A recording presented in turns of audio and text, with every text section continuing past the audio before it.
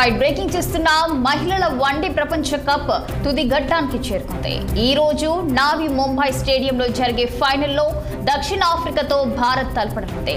ఇరు జట్లు లీగ్ దశలో జరిగిన మ్యాచ్ లో సఫారీ జట్టు గెలుపొందగా దానికి సరైన ప్రతీకారం తీర్చేందుకు హార్మన్ సేన సిద్ధమైంది. సెమీలో 2 జట్లు అద్భుత విజయాలతో ఫైనల్ కు అర్హత సాధించాయి. ఇక ఇప్పటి వరకు ఒక్క ఐసీసీ టోర్నీ కూడా గెలవని భారత్ వచ్చిన ఈ అవకాశాన్ని సద్వినియోగం చేసుకోవాలని పట్టుదలతో ఉండగా దక్షిణాఫ్రికా ఈసారి కప్ కొట్టాలని చేస్తుంది. ఈ మైదానంలో టీమిండియాకు బాగా అనుకూలమైంది కాగా సౌత్ ఆఫ్రికా ఈ టోర్నీలో తొలిసారి ఇక్కడ మ్యాచ్ ఆడబోతుంది.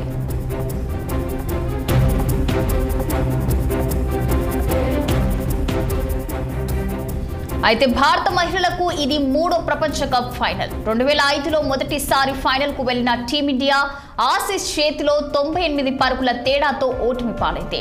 ఆ మ్యాచ్ లో తొలుత ఆసీస్ 4 వికెట్లకు 2215 రన్స్ చేయగా మిథాలీ రాజ్ నేతృత్వంలోని జట్టు కేవలం 117 పరుగులకే ఆల్అౌట్ అయింది. 2017లో ట్రోఫీకి అత్యంత చేరువగా వెళ్లిన టీమిండియా 9 పరుగుల స్వల్ప తేడాతో కప్ చేజార్చుకుంది. అప్పుడు కూడా కెప్టెన్ మిథాలీని 229 రన్స్ చేతంలో భారత జట్టు 219 పరుగులకు కుప్పకొల్పింది. మరోవైపు దక్షిణాఫ్రికా మొదటిసారి ఫైనల్ కు చేరుకుంది.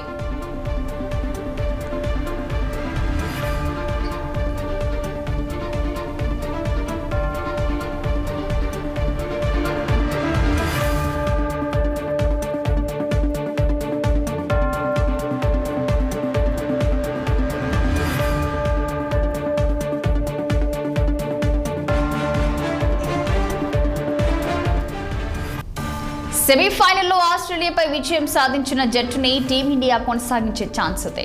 గత మ్యాచ్లో విఫలమైన షఫాలి వర్మ ఈ మ్యాచ్లో దూకుడుగా ఆడి మెరుపు ఆరంభం ఇచ్చే అవకాశం ఉంది. ఇక సెమీలో అనూహ్య రీతిలో వెనుదిరిగిన స్మృతి మందన తన స్థాయికి తగ్గ ప్రదర్శన చేస్తే మన జట్టు ఓపెనింగ్తో మంచి ఆరంభం వస్తుంది. ఇక జెమీమా హార్మన్ బ్యాటింగ్ గురించి ప్రత్యేకంగా చెప్పనక్కర్లేదు. అలాగే రీచా ఘోష్ భారీ షాట్లకు పెట్టింది పేరు. దీంతో మిడిల్ ఓవర్లో సమర్థంగా ఆడే దీప్తి కూడా రాణిస్తే భారత బ్యాటింగ్ కు తిరుగుండదని చెప్పాలి. అదనపు బ్యాటింగ్ కోసం ఆఫ్ స్పిన్నర్ స్నేహ రాణాను తీసుకురావాలని చూస్తున్నప్పటికీ దక్షిణాఫ్రికా జట్టులో అందరూ కూడి చేతివాటం బ్యాటర్లు ఉండడంతో ఇక స్పిన్నర్ రాధాని కొనసాగించే ఛాన్స్ కనిపిస్తుంది. ఇక రేణుకా సింగ్, క్రాంతి గౌడ తమ పేస్తో ప్రత్యర్థి బ్యాటర్లను ఇబ్బంది పెట్టగలరు.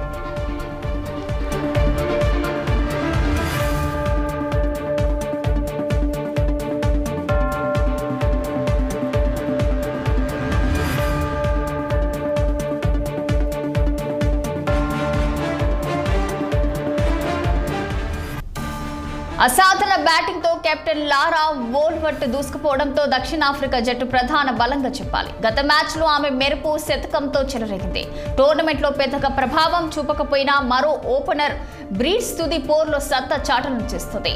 లూస్ మరిజాన్ కావలతో ఇక మిడిల్ ఆర్డర్ స్ట్రాంగ్ గా ఉంది. ఇక వైజాగ్ లో జరిగిన మ్యాచ్ లో భారత్ పై చెలరేగి ఒక్కసారి స్టార్ గా మారిన డిక్లేర్ గా వంటి బ్యాటర్ 9వ స్థానంలో ఆడే ఛాన్స్ ఉండడం సఫారీ టీమ్ కు కలిసి వచ్చింది. ఆల్రౌండర్ లో ట్రయన్ కూడా మ్యాచ్ ఫలితాన్ని ఈజీగా మార్చేయగలదు. కాగా భారత్ దక్షిణాఫ్రికా మధ్య ఇప్పటి వరకు 34 వన్డేలు జరగగా అందులో టీమిండియా 20 మ్యాచ్లలో గెలిచి 13 ఓడించింది. ఇక మరో మ్యాచ్ ట్రై అయింది.